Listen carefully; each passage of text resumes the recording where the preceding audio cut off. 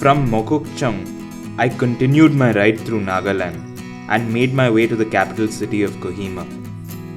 There, I met Oyimbong, a friend's friend who had kindly offered to be my host in the city.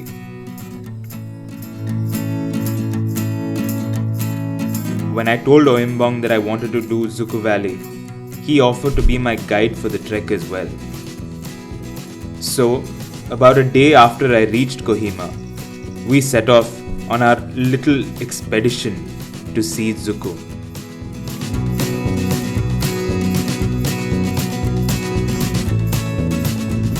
Here we go, off-road.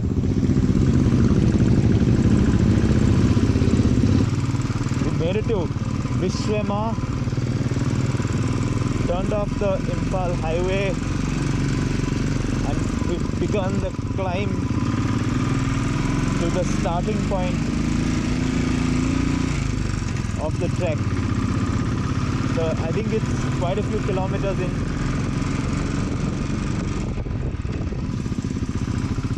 Okay. This road is insanely slippery.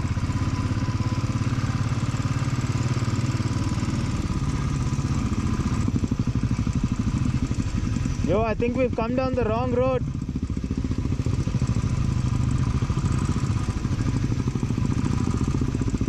As you can see, bikes are going all over the place because there's this stuff on the road that just makes it slip and slide. This is the wrong road. Wrong road. Yeah. I think we have to turn around.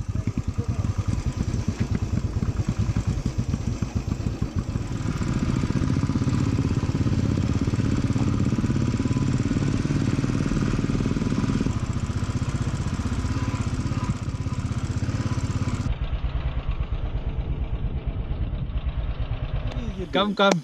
You do it. You gotta come here, because you also need to be in this. So we're going to Dzukou today. Yeah. And hello. This is Oyimbong. He's like the most chilled out, kind and badass biker in Kohima. Yeah. And he's lying.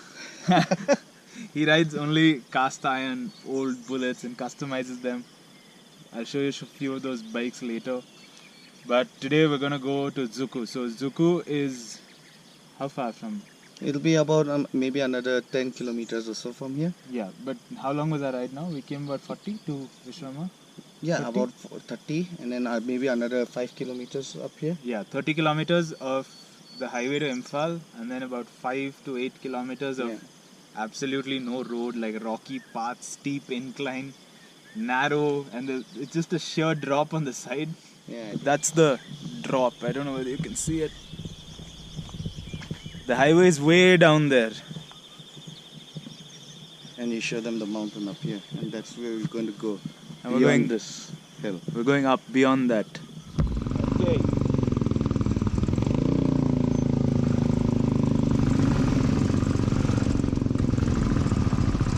Just slush here.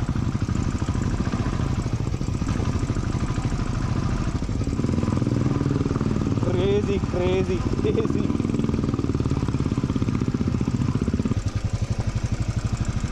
His bike ran out of fuel and my bike.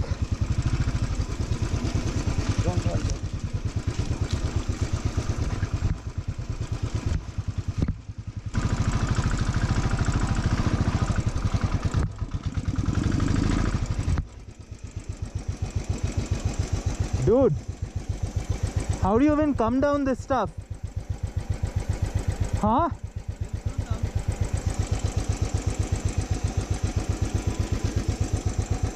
And if this is how the road is going to be, you're going to be walking all the way. Leaving the bike here. It's time to start walking. That's how the rock has been found, so along there. Yeah. This is how they split it. Yeah. We'll see when we come back.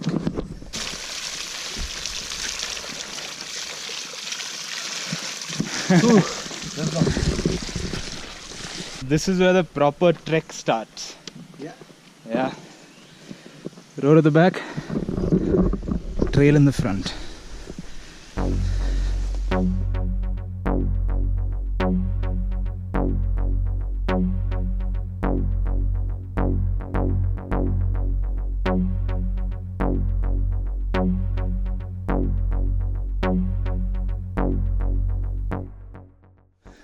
motivational graffiti. If you find hard to go to Dzukou, then it will be too hard for you to go to heaven. It's interesting how in some places the routes are the stairs, like here. And then there's stone. There's this gap here, look at this. Woo!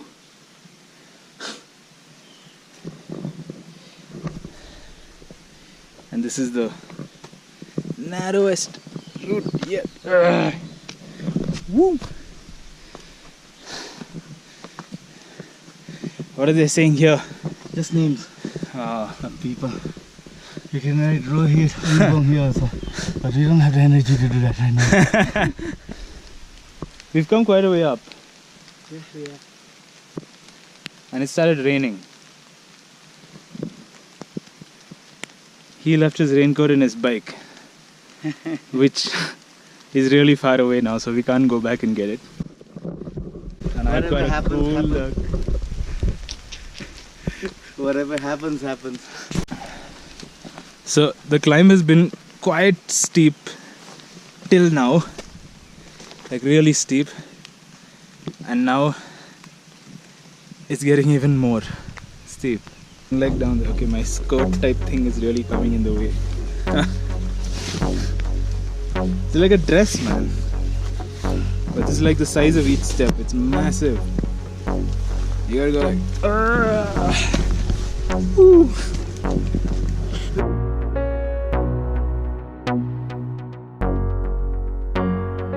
The summit is all the way up there. You can't even see it.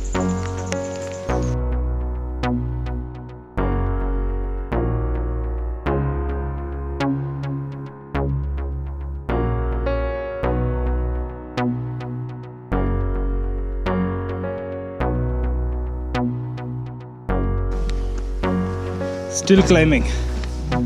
Climbing. So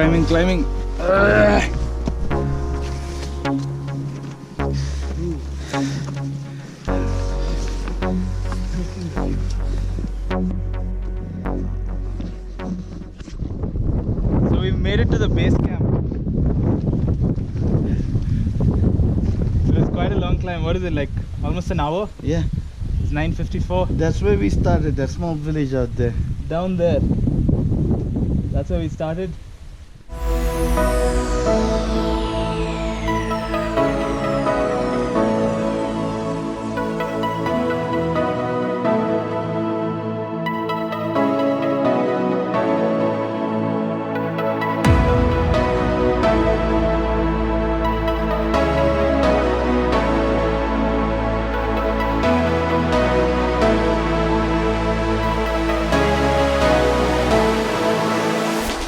A lot easier now. Can you not go further? Just as I said it got easy, we found this place. And with all of my gear out, it's like a steep fall. Feet are sliding. I can't see the path. There is no path here. Oh, I can see it now. Okay. Woohoo! Shiz! Found the path again.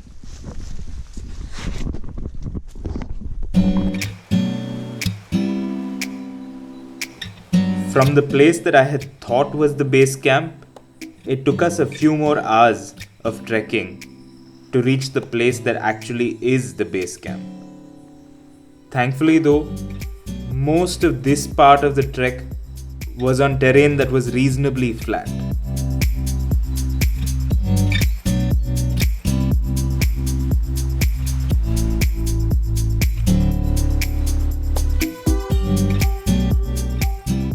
While we had climbed through a dense forest to reach the top of the hill, we were now walking through fields of bamboo.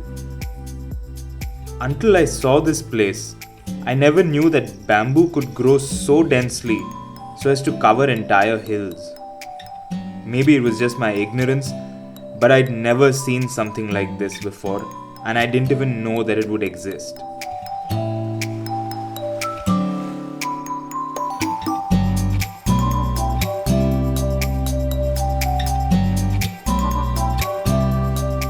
From the base camp, you get a commanding view of the valley.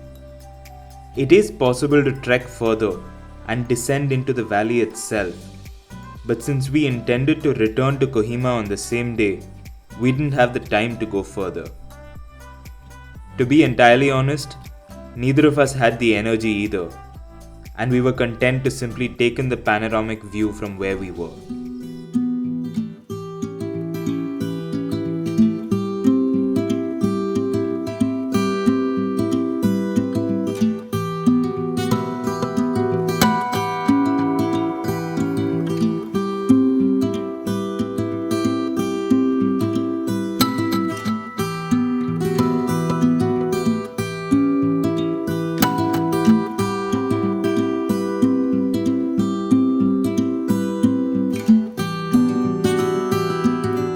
Got our views. I think we got here just as that cloud front was moving in. So whatever, but nice place to sit and have a picnic lunch, which we did. Boiled potatoes, starch, energy, boiled eggs, protein, chicken, more protein, and bread, more starch. So it was a good meal. Whoa! And now it's time to start heading back. It's about 1 o'clock. So hopefully we get back to the bikes by about 4. Yeah? Oyimbong? Yes. Yeah. Oyimbong is no longer talking as much or laughing as much. He's exhausted. So am I. And then the river should be flowing that way. So you slide down from here, woo, and you fall in the river, and the river takes you all the way till that point where we saw it, right? And then you just climb up and descend. Oh, there should be a zip line. You know those guys who do that? The suit. Yeah, the suit. Just imagine from there coming all the way.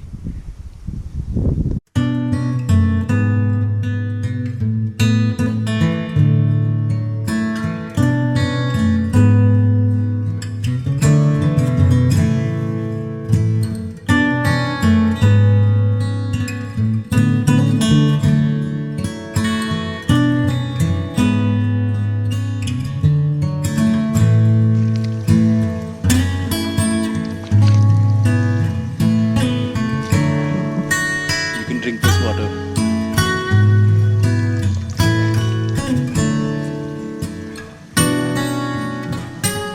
At the base camp, as they call it, where we had our lunch, that's the point we went up to.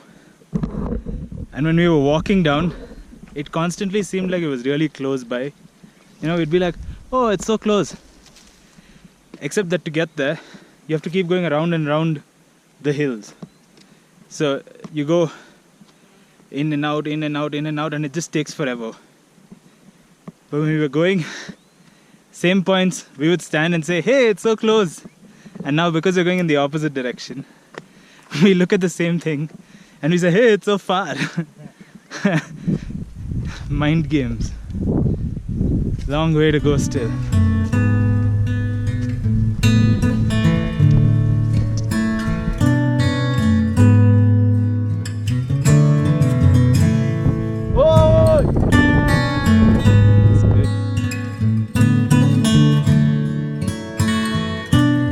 Still have at least 2 hours of walking left to do. Yeah. But most of it is downhill, so yeah, I don't think it'll be much of a problem. Hopefully. Yeah, we can just roll down. Kung Fu Panda power. Yeah. If we don't have any energy to, move our legs, we might as well just lie down and then roll. Except that won't be comfortable. Comfortable? You're too tired to think about comfortable right now. Oh, it's cold. But it's nice. Oh, but it's refreshing.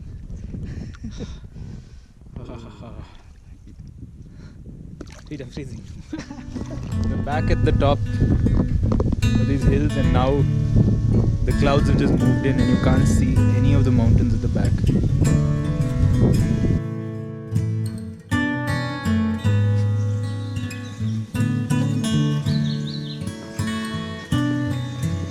I want to know just how steep this climb is. He's like 5 feet in front of me. Look at how low he is. It's just down. And obviously when you're climbing, almost fell.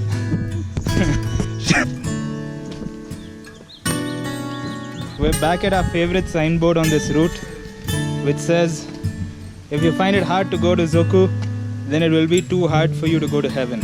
So we went to Dzukou and came back in a couple of hours. So does that entitle us a seat in heaven? That's my question to the guys who wrote this. I guess so. It's about 3:20. So 2 hours 20 minutes, and we're back at the place where the stairs, these bloody things, start. Right here, Where to ground zero. Dzukou? We went to Dzukou. Bye bye stick. I'm taking mine as far as I can. I'm kind of attached to this now.